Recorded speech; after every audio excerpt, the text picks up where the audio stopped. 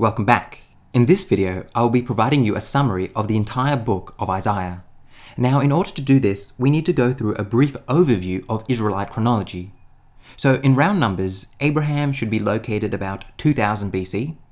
600 years later, in about 1400 BC, we have Moses and the Exodus. Scholars do argue about the date of Moses and the Exodus, so take that date with a grain of salt. And then about 1000 BC, we have the reign of King David. And it's important that we realize that David ruled over a united kingdom. All of the 12 tribes were under his control.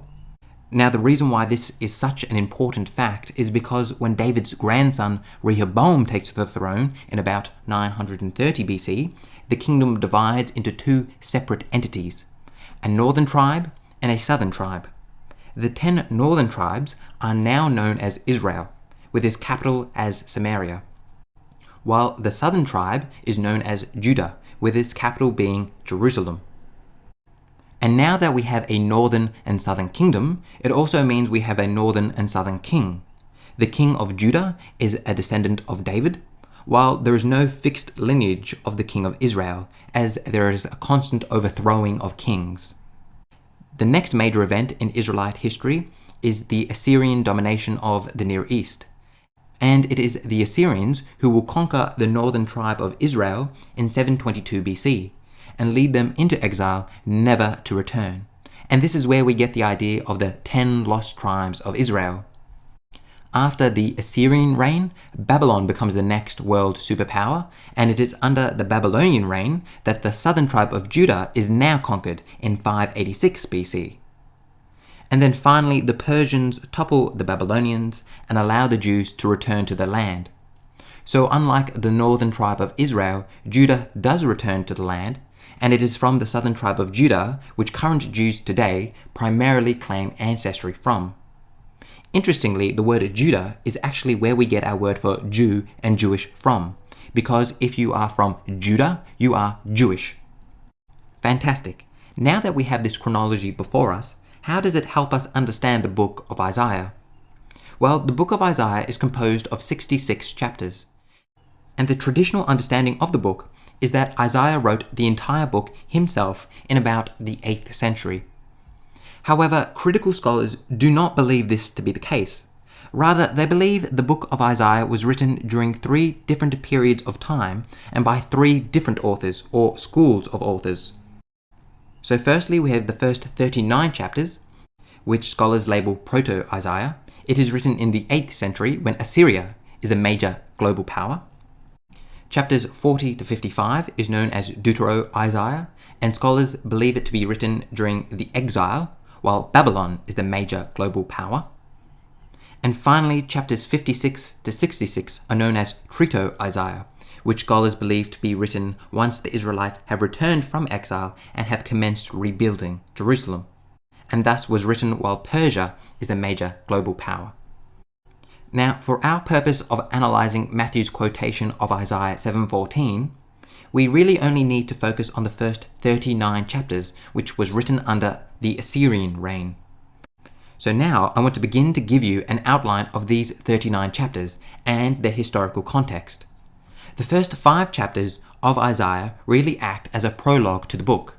J. Alec Mottier writes the following, quote, "As the book of Isaiah has come to us, chapters 1 to 5 form a distinct section, like a preface to Isaiah's collected prophecies." End quote.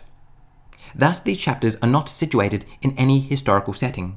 They rather just give us a taste of Isaiah's message.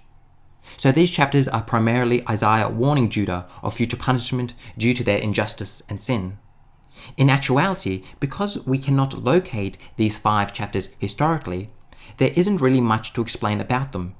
Everyone should read them just to get a flavor of the poetry and themes of Isaiah.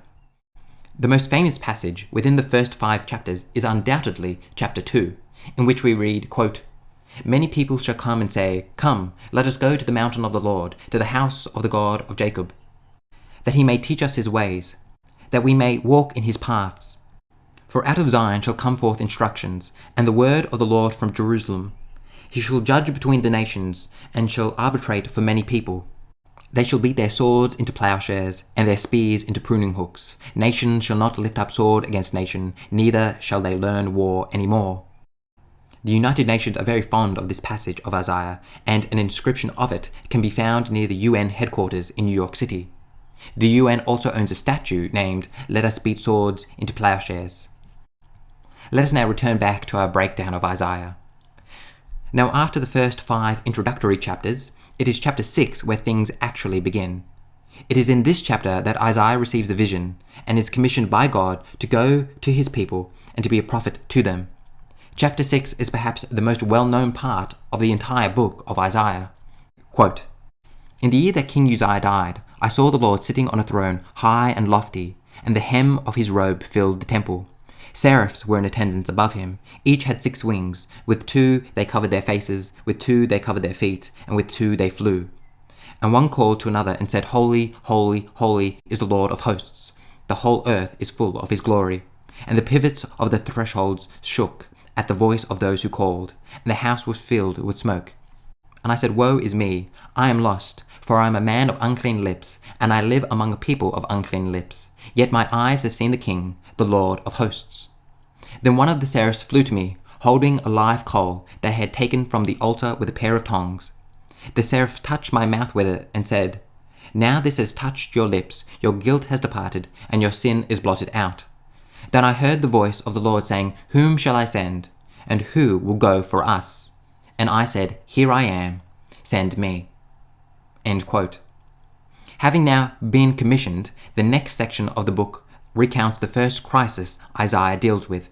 Chapters 7 to 12 are clearly situated within a historical setting, and thus demand the most explanation, and future videos will be dedicated to this portion. In brief, chapters 7 to 12 recount the first crisis of Isaiah's ministry, and revolve around 3 main characters: the Assyrian king Tiglath-Pileser III, Ahaz, the king of Judah, and Pekah, the king of Israel. After this section, we have chapters 13 to 35, which is a similar section to chapters 1 to 5, as it consists primarily of oracles and poetry.